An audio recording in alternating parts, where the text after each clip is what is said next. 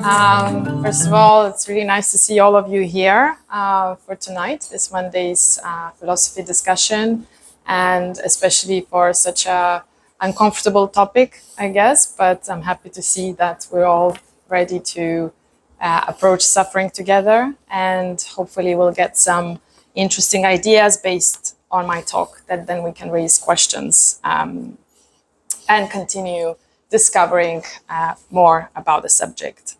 So if I asked to raise a hand who hasn't experienced suffering, I'm pretty certain that there would be none. I have, and I'm sure we all have that in common. I want to focus tonight on psychological suffering because I believe that the mind is the greatest agent in actually experiencing it. One person can experience an event and be devastated, while another can meet the same event with acceptance or, in extreme cases, even gratitude. But to begin with, I want to propose separating pain from suffering. I think there is a bit of a distinction. So I see pain as the raw sensation, the event itself, and sometimes felt in the soma, the unavoidable fact of existence. Suffering is what the mind does with that pain. It begins when expectation collides with the reality. When life says that is, and the mind replies it shouldn't be. What I find remarkable about the human mind is that it can suffer in all three dimensions of time, longitudinally. So we have anticipatory suffering, which might have a form of anxiety. We have experiential suffering, going through a specific event and experiencing it. And we have narrative suffering, which can result or express itself in rumination. But what's sobering about this fact is that all these stages might not possess the same temporal significance. And what I mean by that is that rejection email or a breakup can last 10 minutes, but the story we build around it can occupy a lifetime. And I think this distinction matters because it suggests that while pain can be or is inevitable, our relationship to it is not. Imagination is both the source for civilization and the prolonger of suffering. Yet we live in a time where we are simultaneously fascinated by suffering and profoundly unprepared for it.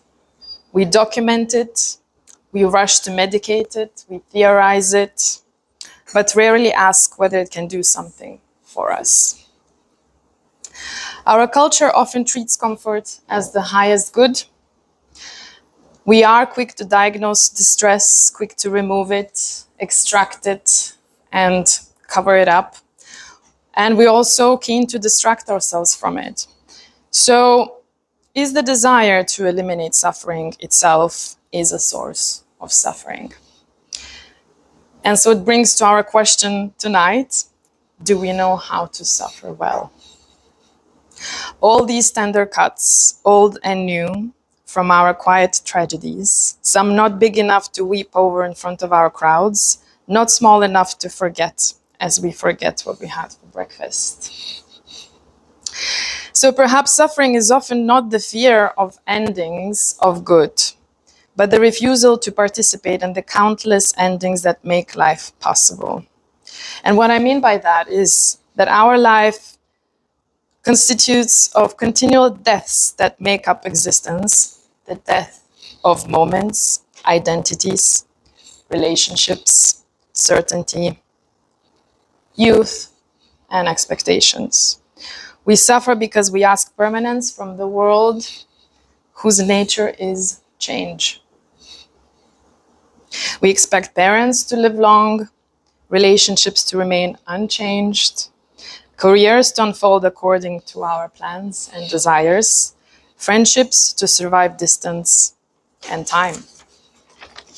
That's quite a lot of expectations that we put on ourselves. And according to many philosophical traditions and some spiritual doctrines, suffering is universal. loss, separation, disappointment, uncertainty, and mortality. It's all woven into the fabric of human life. So if we start with the doctrine of Buddhism, it actually will see that the whole concept is built on suffering.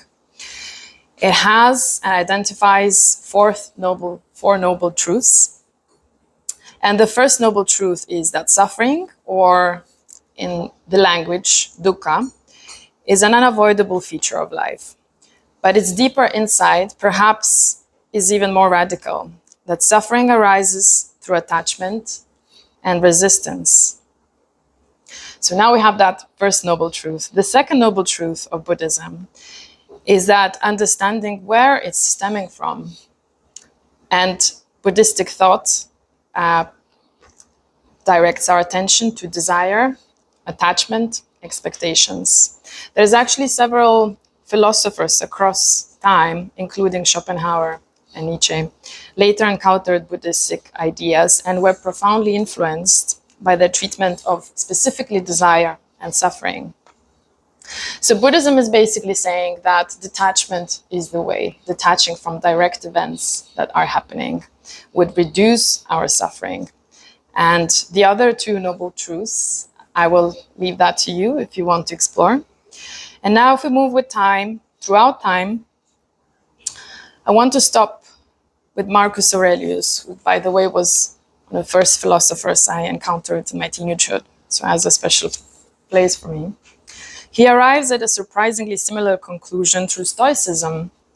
Much of what we experience as suffering comes not from events themselves, but from actually our judgments of those events. The practice is to strip it away from blame, shame, and interpretation until only the bare facts remain. So suffering is not simply a friction between ourselves and reality, according to Marcus Aurelius. Suffering is actually the friction between reality and the story we have told ourselves about reality.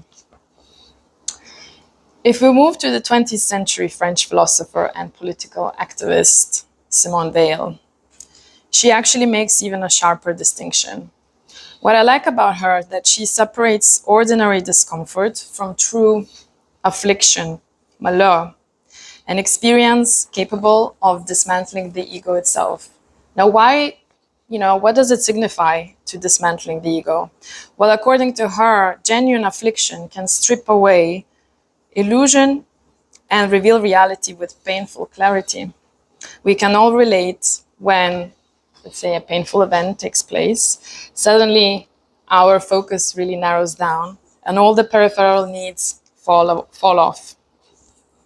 So Simone Weil is pretty strict in saying most of the suffering that we're going through is actually discomfort, and it's not really suffering. It's not really affliction. Now, Dostoevsky, one of the greatest writers of all time, he pushes the argument even further still. In several of his books, from Crime and Punishment, Brother Karamazov's Idiot, and A Notes from Underground, he suggests that abolishing suffering would actually mean abolishing something essentially human, being human. A painless existence, according to him, would also be a less conscious one. Suffering interrupts our habitual movement through life. It forces us to confront what matters, what we value, and what we fear of losing. It shrinks our world into an unbearable present. But it is still a present, nevertheless, perhaps one in which we are more awake than before. And according to Dostoevsky, we do not become whole by removing our fragility, but by inhabiting it. Fragility is actually not a defect to overcome. It is an opening through which life enters us. So to summarize quickly, Buddhism tells us to detach ourselves from direct events. Marcus Aurelius says there is an inaccurate perception, perhaps, so we have to tighten and fine-tune our lens, how we perceive the world. And Simone Weil is actually saying that most of the suffering is not really suffering. But the convergence of the philosophical thoughts raise another possibility for us to explore tonight. That suffering is not the main teacher, attention is. Suffering merely announces that something in our understanding of reality really deserves examination. With reflection, suffering can become transformative, but without it, it may harden us into resentment, bitterness, and victimhood. The wound becomes an identity rather than an experience. And I'm sure you may know somebody in your life who brings up their wounds and their misfortunes, even if they happened decades ago, and starts to define them as people. But with reflection, it can expose the false stories we tell ourselves, that tomorrow is guaranteed, that people should never leave us, that our bodies should never age, that certainty is owned to us. So if so, transformation does not begin when suffering ends. I see that it begins when we stop trying to eliminate the friction and instead examine the story. But there's one little disclaimer around that. It's essential to know when is the time to move on, to direct the energy to creation and generation so we don't get stuck in the loop. It has fueled some of humanity's greatest masterpieces of creation, not because pain is inherently noble, but because it demands meaning from us. Again and again, artists have transformed grief into music. We see Beethoven's compositions lost into literature. For example, Hermann Hesse's Steppenwolf, if somebody has read. Despair into painting, Goya's black paintings, some of you may be familiar. And longing into philosophy. In the language of process philosopher from 20th century Henry Bergson, one might say that suffering, when we metabolize it, rather than merely endure it, can be redirected into élan vital, which is the creative impulse of life itself, is a life force. So the same force that wounds us can become the force that creates. And death gives way to birth. So if suffering is approached with attention rather than resistance, as I hope that we're getting to this point in my talk, its transformation is not merely personal. I dare to say that it is relational. To suffer is to become acquainted with vulnerability. And when we recognize our own vulnerability, we become better and able to recognize it in others. Pain can soften us into compassion. It can widen our capacity for empathy, patience, and forgiveness. So my proposition for tonight is not that suffering is inherently good. It is that suffering creates the conditions in which transformation becomes possible. So the same wound can harden one person into resentment and open another into wisdom. The difference lies not in the pain itself, but in the quality of attention brought to it. And the deeper question is not whether we can avoid suffering. I'm pretty sure at this point we know that we can't. It's whether we can receive it well enough that when it leaves, it does not leave us unchanged.